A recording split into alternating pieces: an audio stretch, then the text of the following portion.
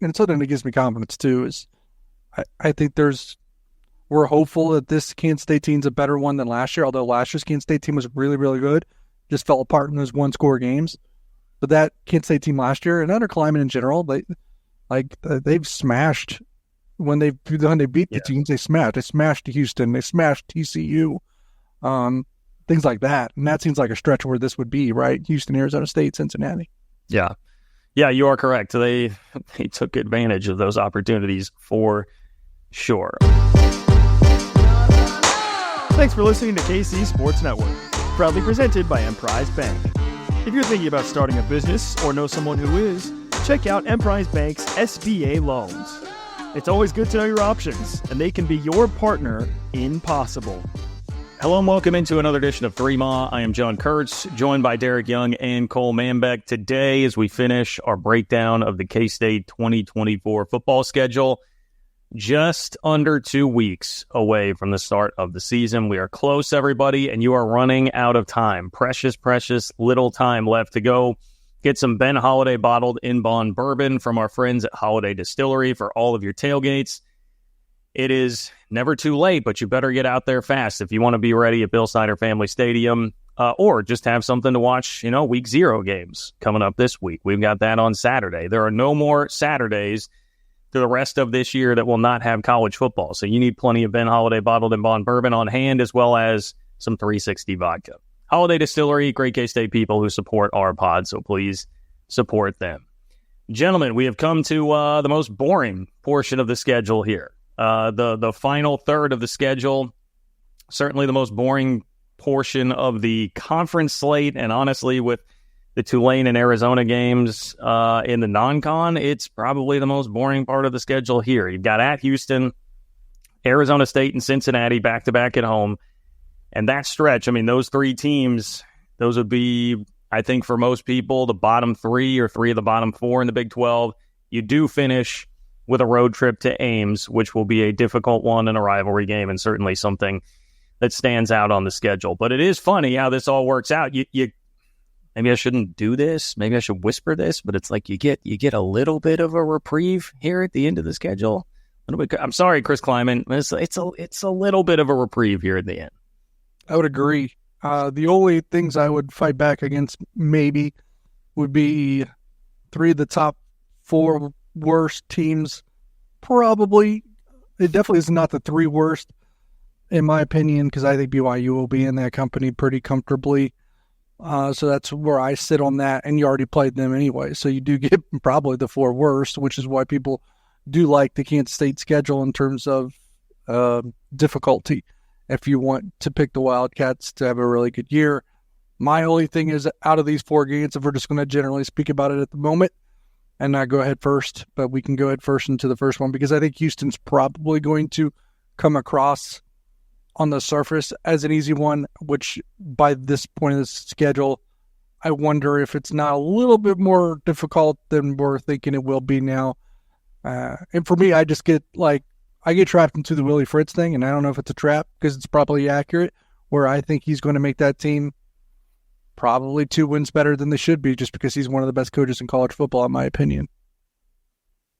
Yeah, I could echo that, DY.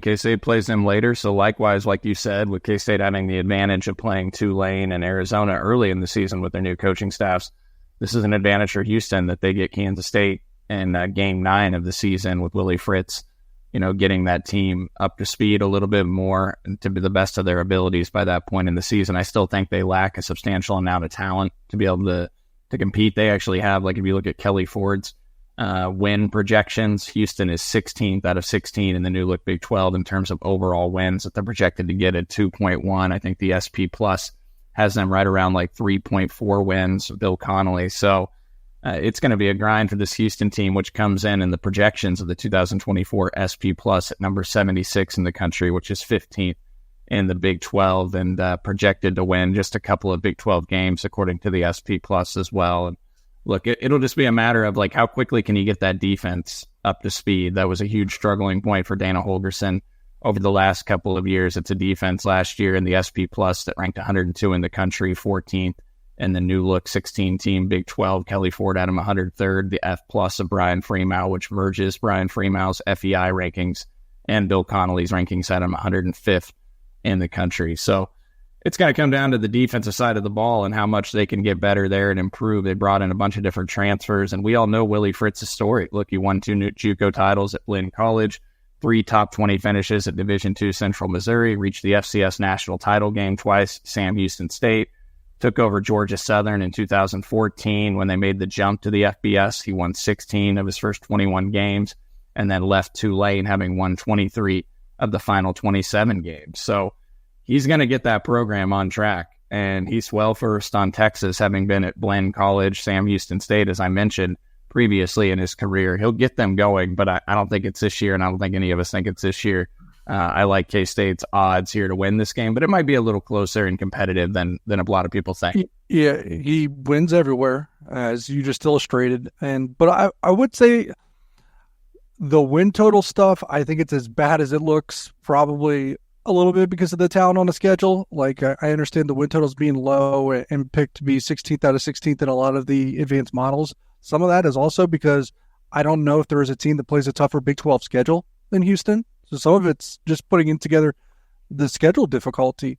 They play all of KU, Iowa State, Arizona, K-State, and Utah. And I don't think there's another team on the schedule that plays all 5 of those teams. And they play 4 of them in a row. And that's part of this, path we're on right now. They play KU on October 19th, Utah October 26th, then K-State, the game we're talking about, on November 2nd, and then Arizona after a bye week.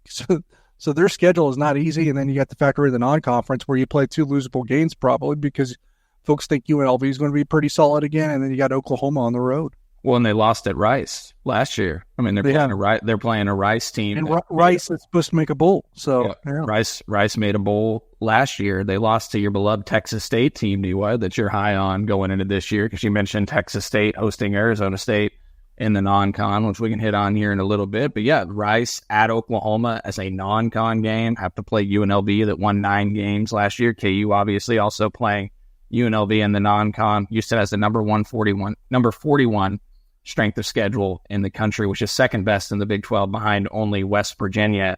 So yeah, it's going to be a tough haul. And they'll be tested by the time K-State gets there for sure. FanDuel has Houston's win total set at 3.5 for their over-under of wins, which is the lowest out of the 16 teams in the Big 12. Well, I feel like you guys are kind of all setting me up to make the point that I've been waiting to make here the whole time, which is like, yeah, Willie Fritz will have time to have instituted things, and I am very high on him as a head coach.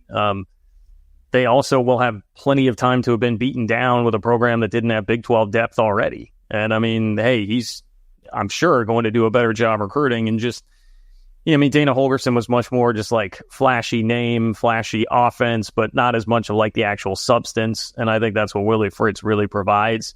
But I don't think this program is anywhere near the level of Big 12 depth of talent that they really need. And if they're going through a stretch, I guess K-State was the 3rd game in that, so they will have back-to-back pretty tough games there. But you're getting to November, I could see them being pretty worn down and a little beat up by the time that game comes around. So I think it's an instance where K-State's depth will help a lot. There will probably be more fan enthusiasm there this year, I would think, but that has been consistently, well, I guess just last year we had 1 year. I mean, that was the worst atmosphere in the Big 12. I mean, that was nobody was going to Houston games at all if you look at the crowd shots of that. So I don't anticipate it being a very difficult environment to play in at all. I mean, I don't know. I would take K-State like 38-10, something like that. Well, I'm going to take 35-17, and you're correct on the atmosphere. And remember, I said in a prior show, like Kansas State, for some reason, is getting the benefit of playing a lot of teams just after they play Utah. Houston's another example of that. Yeah, a couple more nuggets on Houston real quick. 60.5% overall production returning. That's number 74 in the country. Offensive returning production, 7th best in the Big 12 at 67%. That's 47th nationally. Defensive returning production, just 54%, number 96 nationally, and number 15 in the Big 12. Kelly Ford gives K-State a win probability of 84% in this game. That's K-State's 3rd highest win probability odds on an individual FBS game on the season. Did you guys know Donovan Smith is still there? I just learned that recently as the quarterback, clearly not paying attention enough. Look, Donovan Smith, he struggled obviously against K-State last year, 88 yards passing in the game in Manhattan, but he had a pretty solid season other than the interception, 64% completion percentage, 2,800 yards passing, 22 touchdowns to 13 interceptions, 428 yards rushing.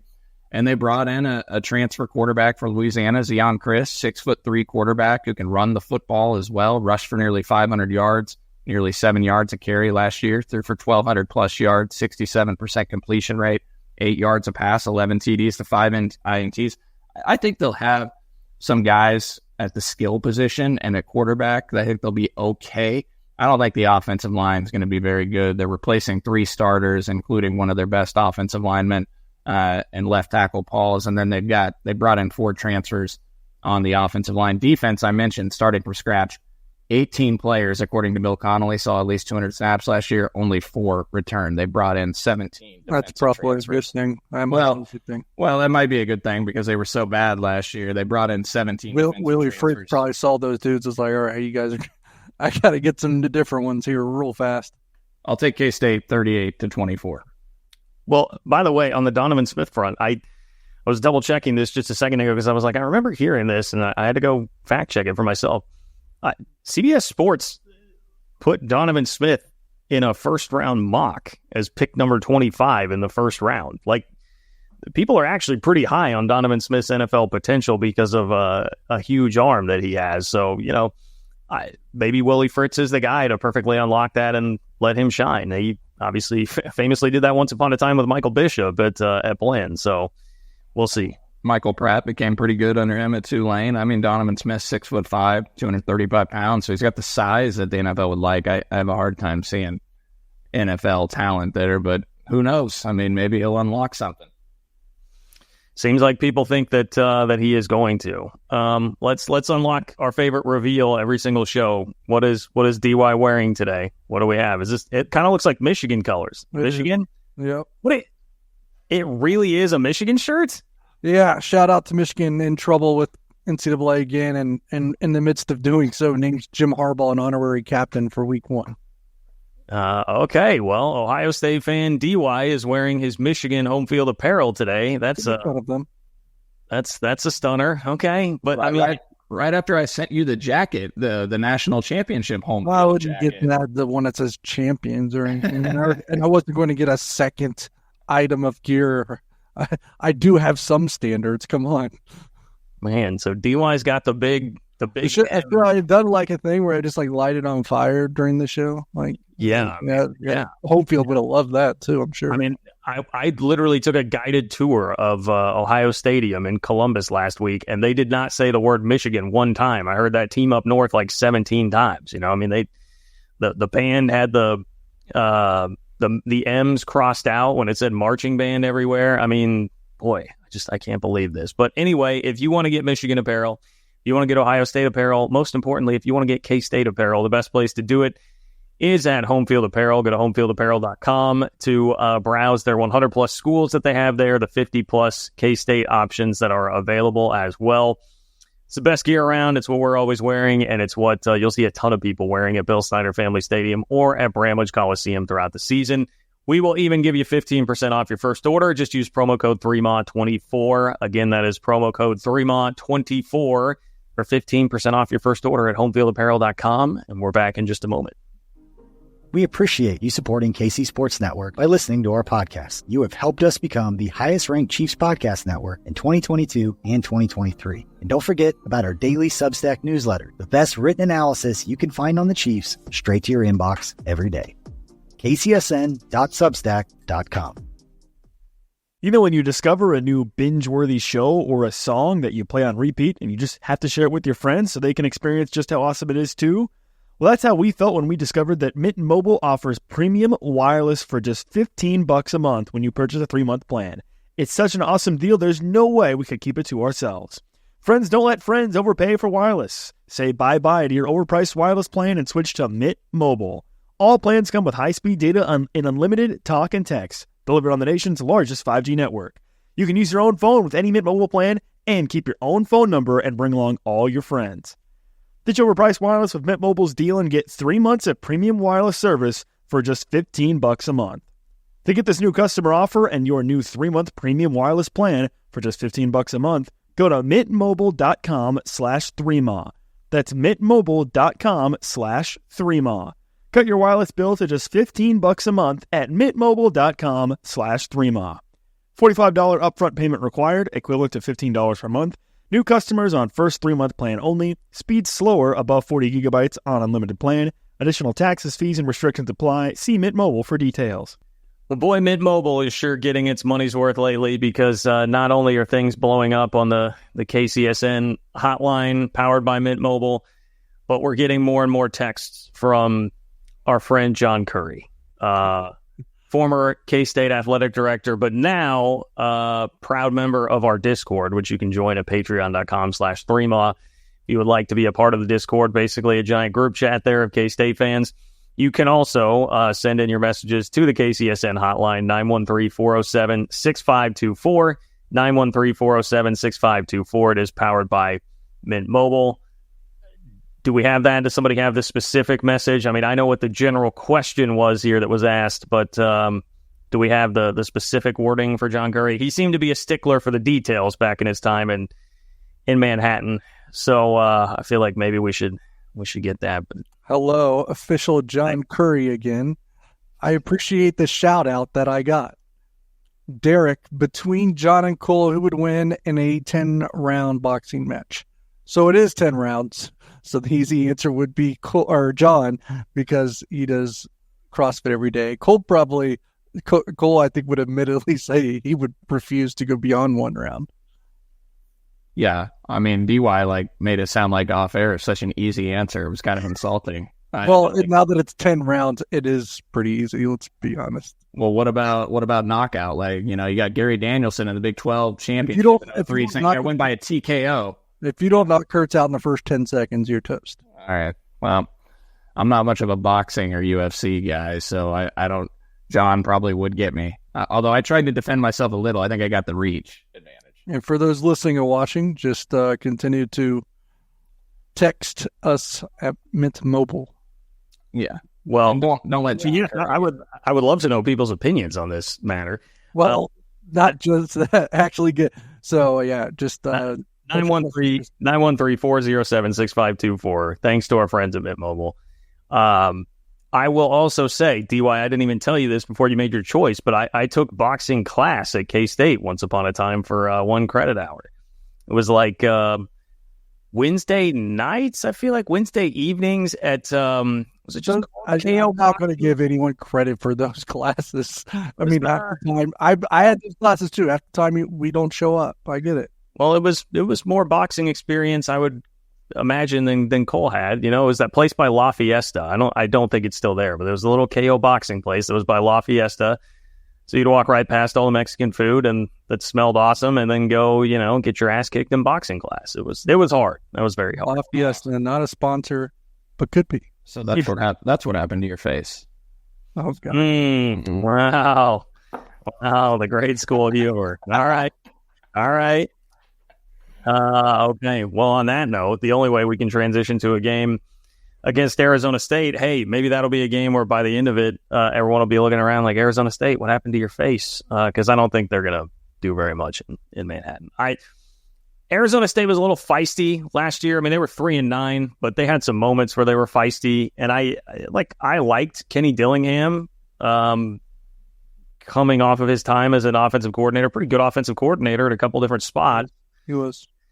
But, man, I don't know. It's hard for me. They don't have Jaden Rashada anymore, and maybe there were some issues there, and maybe he was going to get beat out. But that's, that was really the big ticket item there that they had in terms of talent. And he wasn't even good. Yeah, I don't know, man. I don't know what the case is really for Arizona State being too spunky this year, but I guess I would cede the floor to you guys if you have anything there. I have a hard time seeing it as well. It could be the worst team in the Big 12. It doesn't help the prediction here for their sake, too, that the game is in Manhattan. Maybe you give them a little bit of the benefit of the doubt if it's in Tempe. It's not. It's at the end of the season where they're either maybe still playing hard for them or already know their fate not being in a bowl game and kind of give in that much quicker too. So, yeah, I don't really get there's a chance outside of UT Martin, the biggest lock on the schedule for Kansas State is probably Arizona State at home. And by the way, Derek, Arizona State also plays Kansas, Utah, at Oklahoma State, at K-State, at Arizona. Have fun. And Iowa State, or no, do they? No, they do not have Iowa State. They have the other 5. They have the other ones. So another tough schedule and 3 non-cons. Like I think I looked at it, the betting sites, and I think a lot of them had the over/under, and Cole will probably have it like a 3.5 or 4.5. There's no way I see that many wins. I mean, they could conceivably go 0-3 in the non-con. FanDuel has them at over and under 4.5 wins, but the odds on that is plus 142. I view it as underdog. There is no better bet in college football, in my opinion, than under 4.5 on Arizona State. I wonder because they go 3-9 last year, right, and 2-7 in the Pac-12. I'd assume they'd get a little bit better this year. I watched that game against Washington last year. They went to Washington and didn't give up a defense or an offensive touchdown. They lost 15-7. They were I think they have even less depth this year than they did last year because of the scholarship restrictions.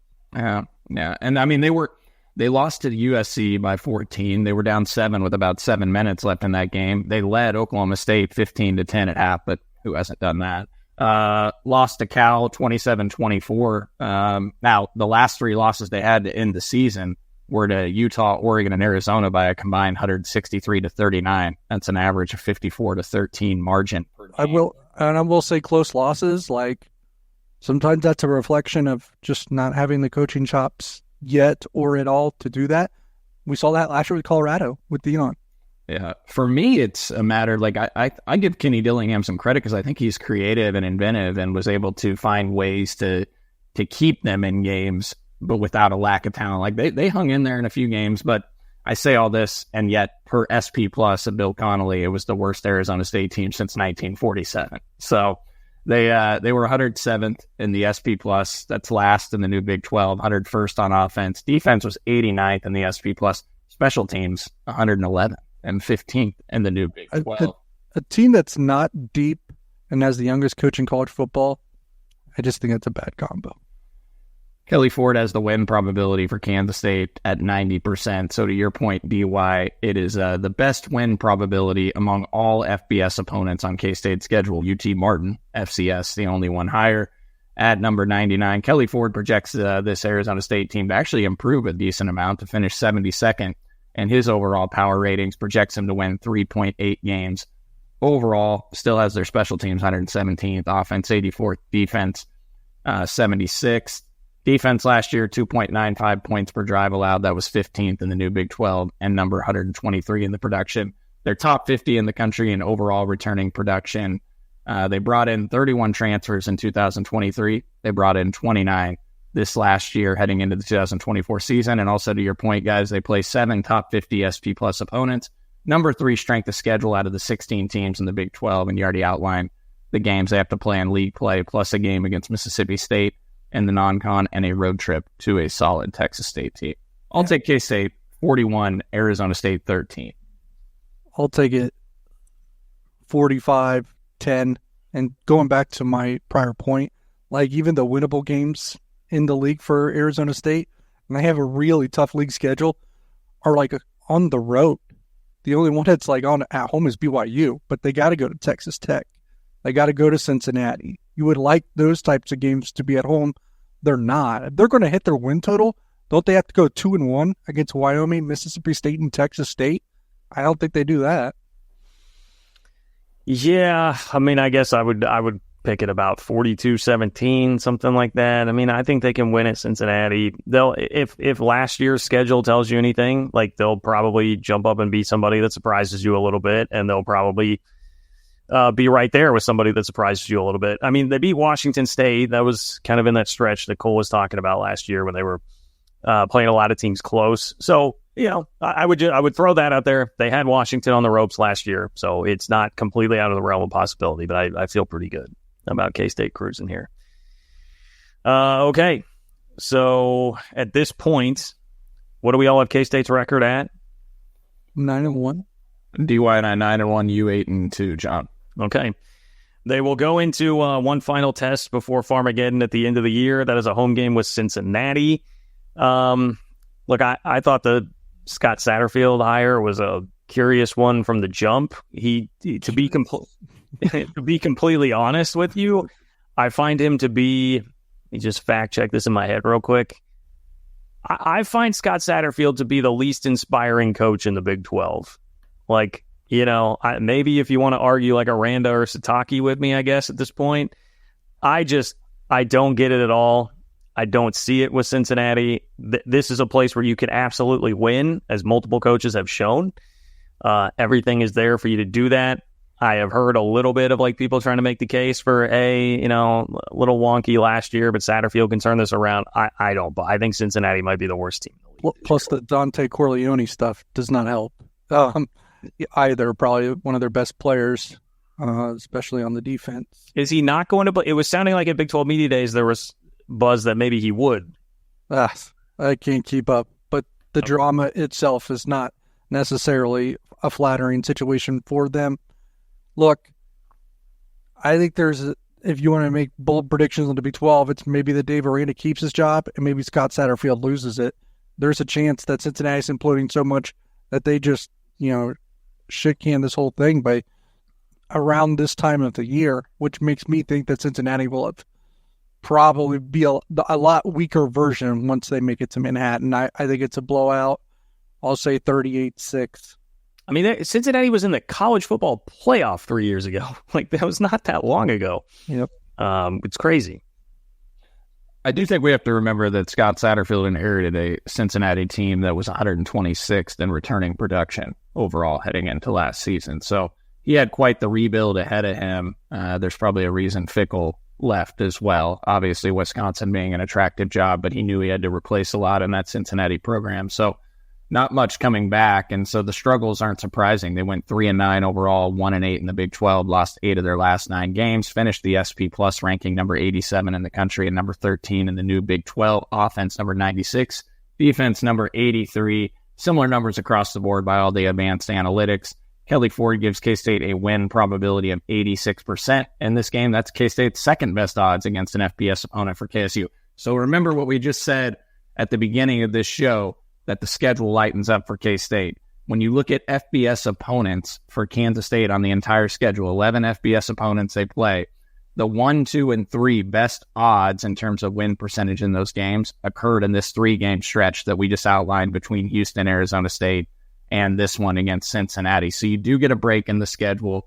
2024 SP Plus ranking projection actually thinks that Cincinnati will make a jump. Number 62 in the country and number 12 in the new Big 12, with the offense jumping to number 64 and the defense number 65. Kelly Ford projects him to make a jump all the way to number 53 in his power ratings. At Cincinnati, when you look at him, defensive points per drive last year, 2.75, number 116 in the country, number 12 in the new Big 12.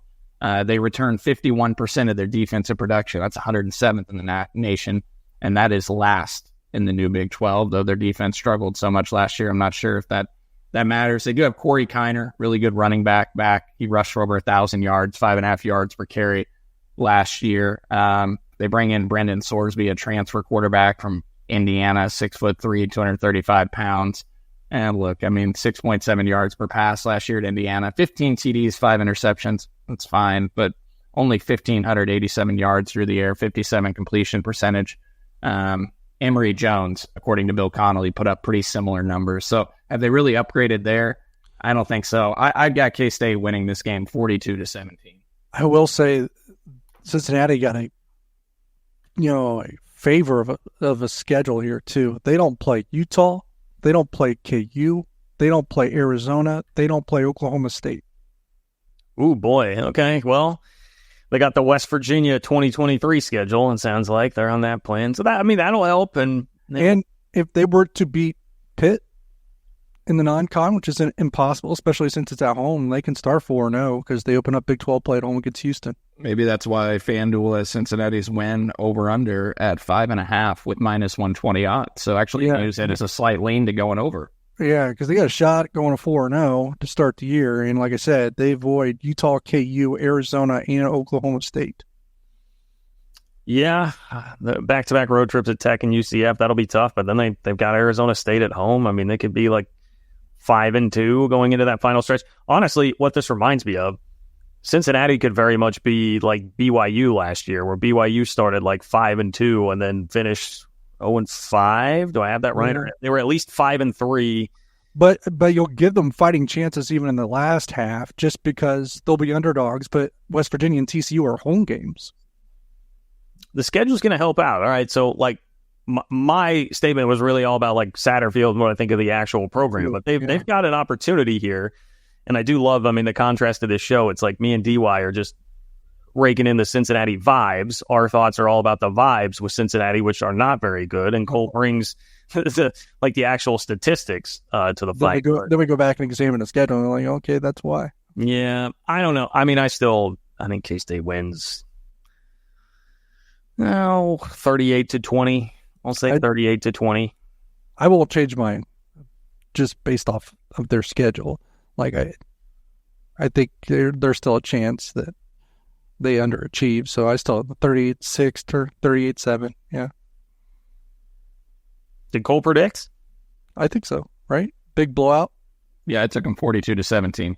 Okay, you were the 42-17. Okay. And something that gives me confidence too is I think we're hopeful that this Kansas State team's a better one than last year, although last year's Kansas State team was really, really good. Just fell apart in those one-score games.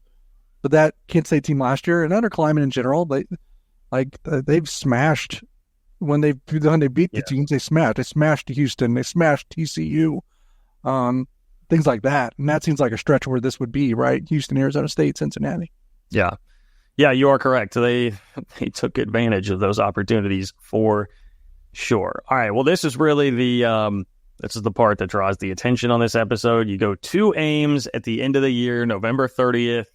God forbid there's snow on the ground for this game. Let's hope that does not happen. Well, there could be Ames, Iowa on November 30th. I know.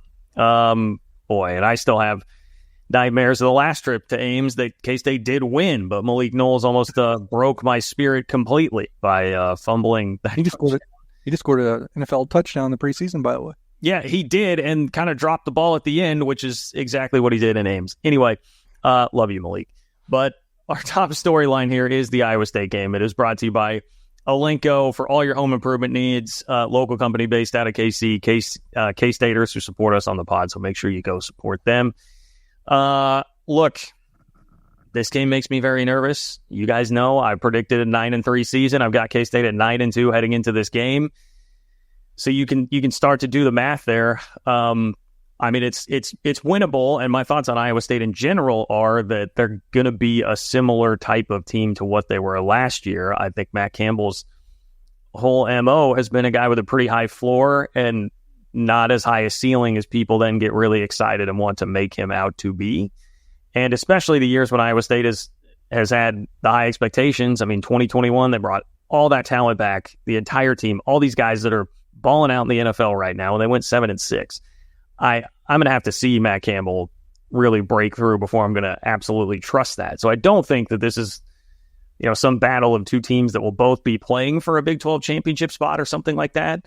But Iowa State, I think, would be in position here to play spoiler to keep K-State out potentially by the end of the year. And it's a bitch to go play there. It's not fun to play there, especially in November. Their fans are as geeked up about playing K-State now as ever, and basketball has probably done a little bit of something to that. I don't know. This will be a really, really difficult task. I agree. I think it actually could be a similar game in terms of how it unfolds, unfortunately for John, to 2022. I think you're going to have a tight nail-biter game. Hopefully no one drops the ball or fumbles the ball at the 1-yard line and breaks John's spirit, but I think it's going to be quite like that. I think a Big 12 title berth appearance is probably on the line.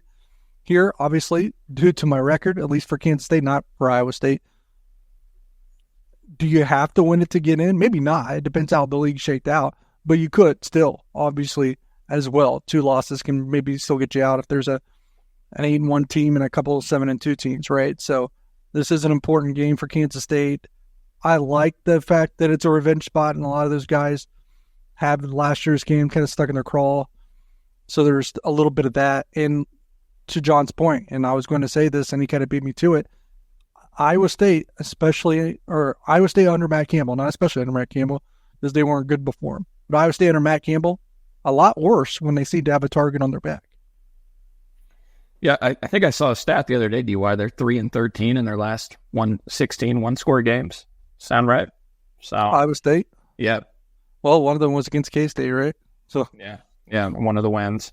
Yeah, it's interesting because I was thinking about this last night as I was looking into this game more, and I was thinking, wow, going there in November, if I've got K-State at 10-1, you got them at 10-1, DY, that's K-State's probably a top 10 team in the country. They're going to have a huge target on their back going to Ames. And then I'm thinking in my head, Iowa State knocks off a lot of top 10 teams, top 25 teams, and Ames. And then when I looked into the Matt Campbell era, it's probably not as high of a frequency as I expected from 2016 to 2023. For the hell of it, I included the COVID season. Yeah. It's kind of like a little bit like Kansas State, where Kansas State has a chunk that don't include Oklahoma, but Oklahoma's really powering a lot of those top 10 wins because Kleiman owned Oklahoma so well. And Iowa State, I think Matt Campbell got them twice early on in his career as well. Well, he got him once in the COVID season in 2020, and he beat him at OU in, I think, 2019.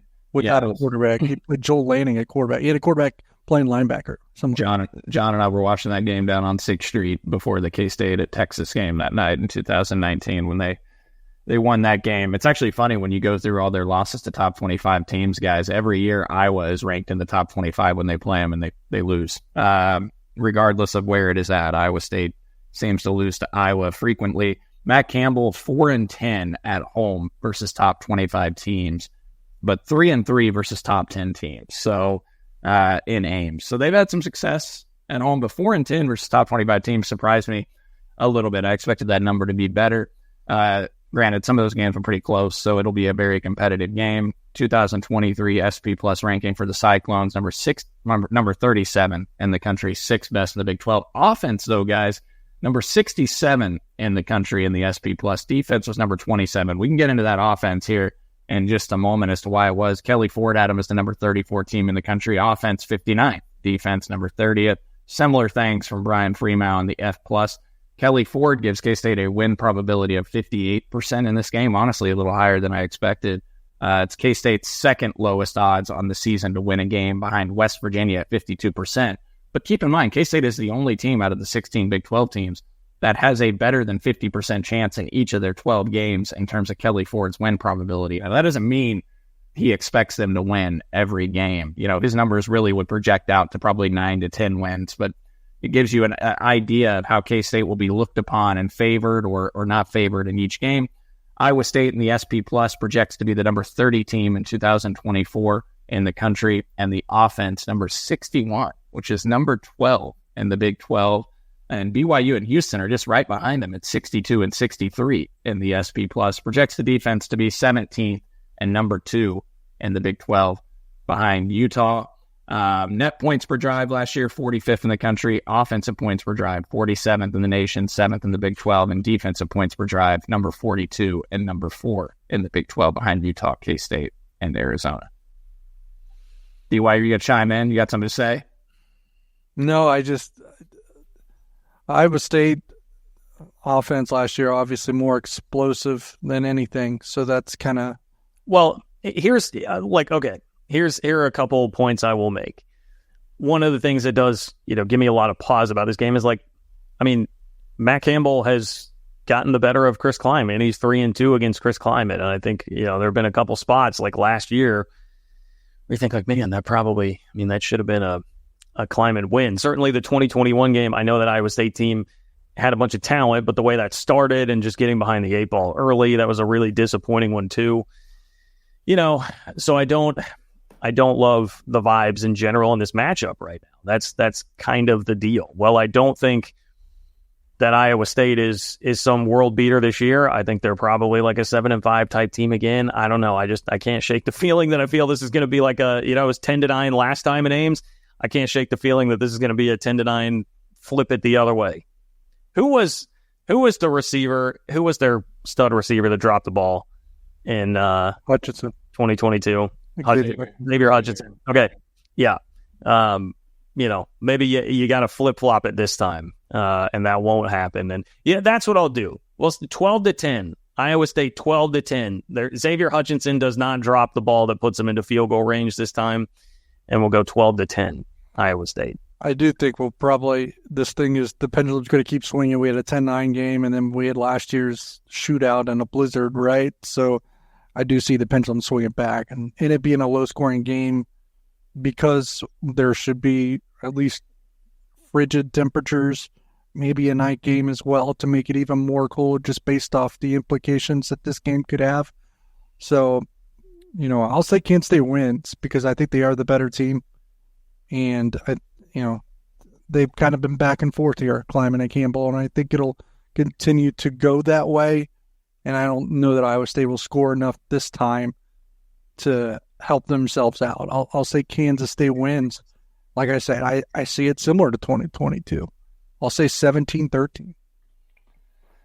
Iowa State, number one nationally, according to Bill Connolly and ESPN, in returning production in the country at 85.7%. Offensive returning production, nearly 90%, number 3 in the nation. Defensive returning production, 81.5%, number 7 in America. Rocco back at quarterback. They pretty much return all their guys. Abu Sama is back at running back as well, though if you look at Abu Sama, he averaged 16 yards per carry against K-State and BYU in those two games, and then the other games that he played in, he had 60 carries and averaged 3.8 yards per carry last year. The only reason why he played as much as he did against K-State is they didn't bring their top 2 running backs. Well, and that kind of underscores the point that I would make about Iowa State as an overall team. I know we've talked about this before. Can't remember if it was on here or the Patreon podcast, patreon.com/3mall if you want access to those bonus episodes. But I think K-State did a lot to accelerate the hype that we're seeing for Iowa State this year. And they're not a preseason top 25 team, but you do have a lot of people feeling like, they're a dark horse, legitimate contender for the Big 12 title. And I think so much of that just came because a lot of people were watching that game at the end of the year because it was a snow game and there was novelty to it. And you just get, fluky, bad, horrendous defensive performance, and it juiced the numbers big time for Iowa State. So now everybody this year is looking at their explosive play rate and all that stuff and man, wow.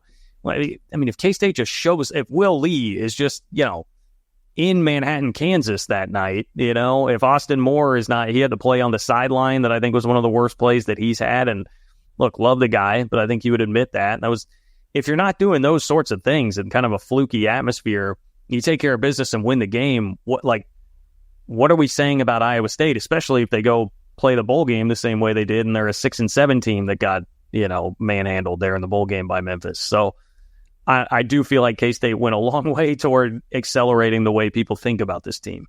Absolutely. I don't think I would disagree with that, although, again, I will say this is a team they could get, they never beat Iowa. I get it. That's been covered. Let's say they do. 5-0, not off the table with their schedule because the other games in the non-con are against North Dakota and Arkansas State, and they begin the year with Houston and Baylor in the Big 12, and Baylor's at home.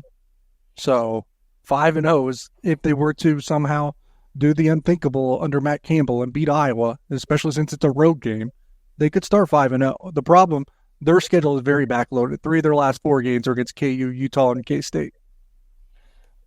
Part of me wonders how sustainable Iowa State's model was from last year, though, because when you look at it, it was all reliant on explosives, as you mentioned earlier, DY.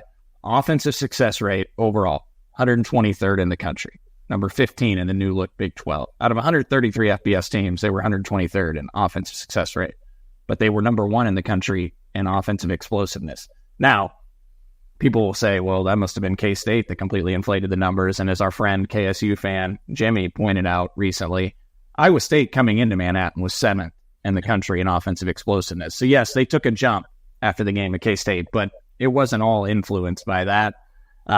Offensive power rate, 129th in the country, 15th in the new look Big 12. Rushing success rate, 132 out of 133 FBS teams. Points per opportunity, 92nd, number 12 in the new look Big 12.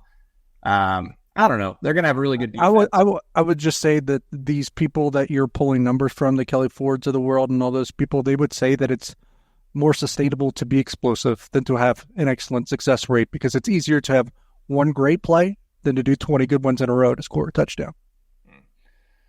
FanDuel has them at 7.5 win total, minus 115 odds. Another team that Kansas State plays that had Utah the week before, by the way.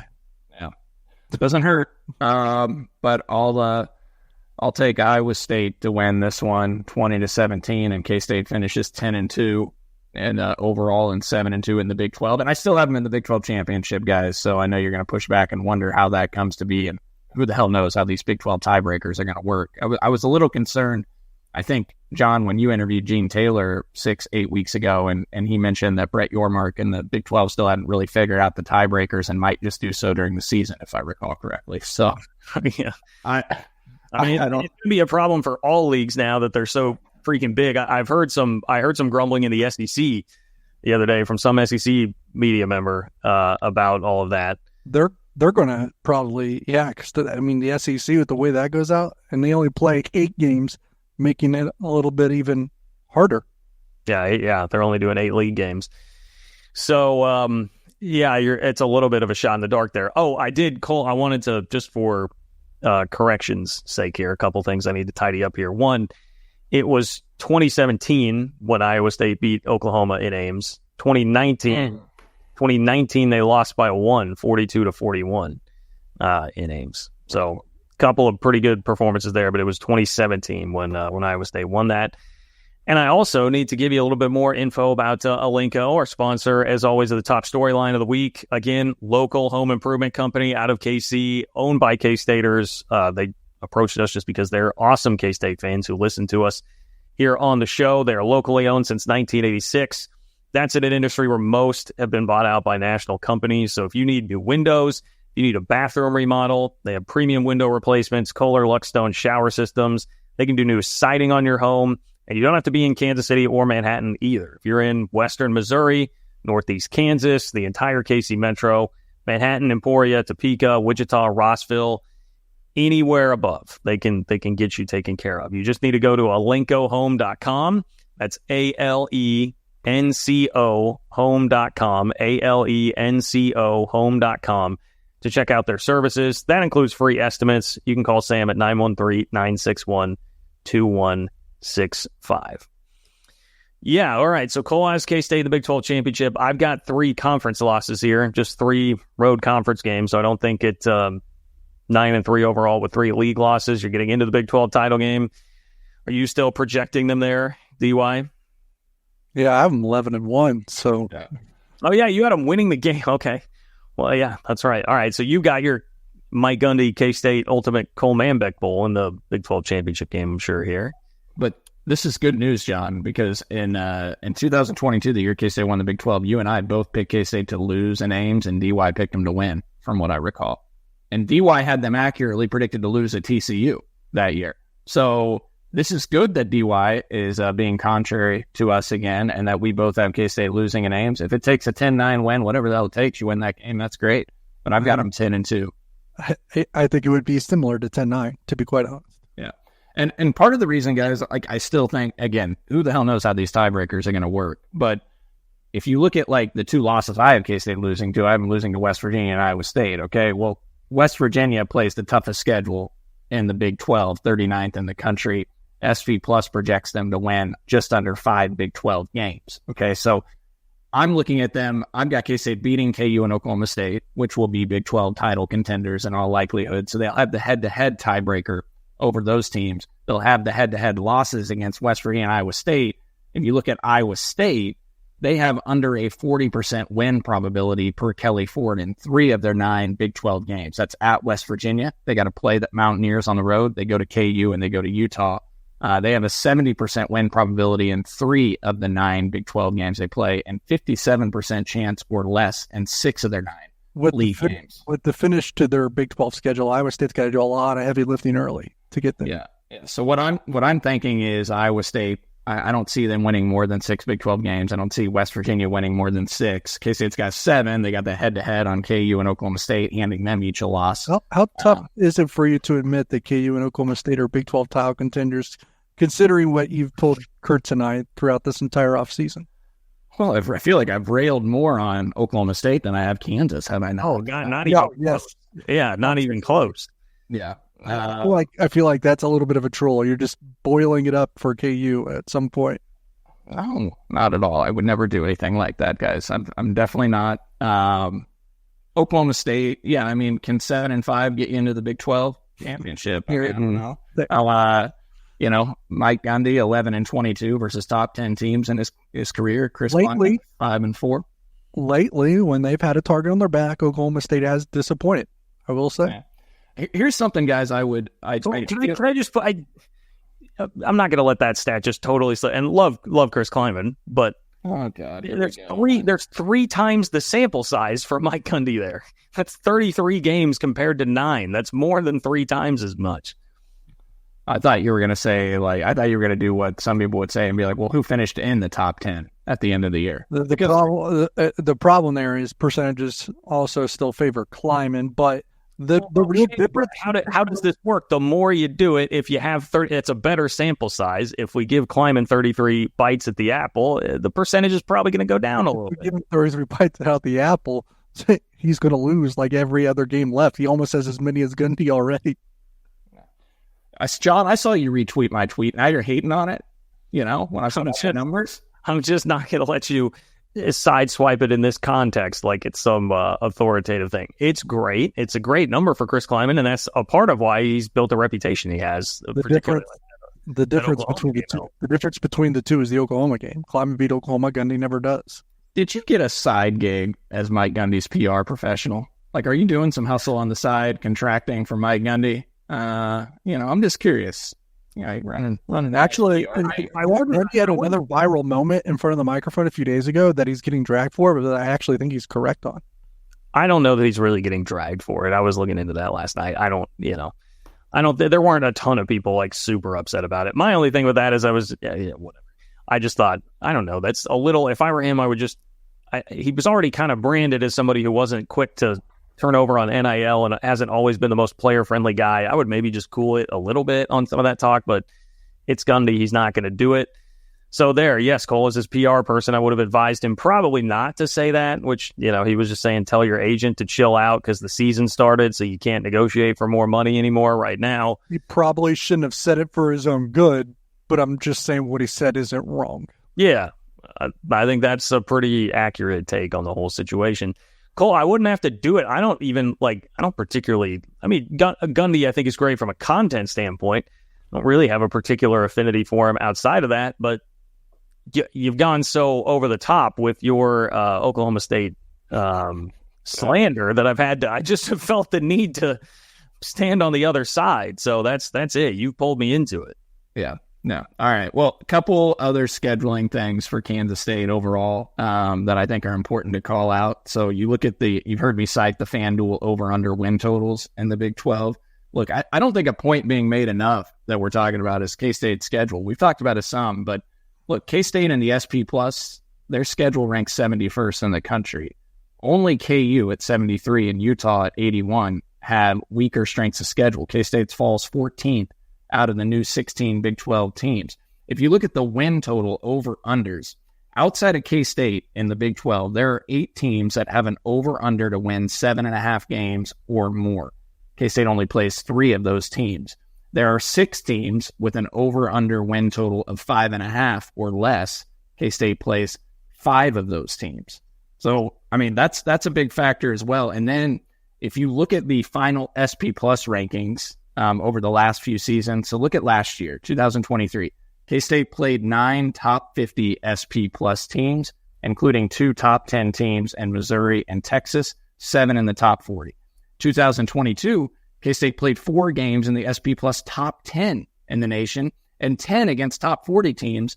And yet in 2024, in the projection model of the SP Plus, K-State will only play one top 25 team and 5 top 40 teams, including 5 in the top 50. So you're talking about far less teams as far as, SP plus, top 25 teams, et cetera. You look at the strength of schedule Kansas State played in 2022. ESPN had it number 11 in the country, number 2 in the Big 12, 2023, number 35 nationally. And this year we're talking about 71st. And Chris Kleiman has averaged 9.5 wins over the last 2 years, playing a far more difficult schedule. So that's why I'd lean toward the over on the 9.5 win total for Kansas State and think 10-2, potentially 11-1. We'll see. Well, it's very possible. I mean, I think none of us are very far apart here, and it's kind of the point about, I think a point that's not being made enough is just how wild of a Big 12 year it could be because of the tiebreaker thing, because of all the unbalanced schedules, and because of how many teams are capable of being in contention. I think you will have a lot of teams really close, and you'll have a lot of arguing and bickering about who's played the tougher schedule and who got the nice kiss from the schedule makers this year. I think this very much opens itself for all of that this year. So I think it could be pretty wild. Oklahoma State over K-State in Arlington. Okay. Cole? K-State over Utah in Arlington. All right. Well, then I've got Oklahoma State over Utah in Arlington, if I'm going to stick to it and be consistent. So ridiculous. That's what we got. All right. Well, let us know what you think. Nick, can I have the number again for there we go. The KCSN hotline powered by Mint Mobile, 913-407-6524, 913-407-6524. You can let us know your prediction, what you think. Thanks to our friends at Mint Mobile for that. Thanks to our friends at Alinco, Holiday Distillery, Home Field Apparel, for all supporting us here on the show. It's going to wrap it up for us. For Nick Springer behind the scenes, for Derek Young and Cole Manbeck, I am John Kurtz. Thanks for listening to another edition of Three Maw.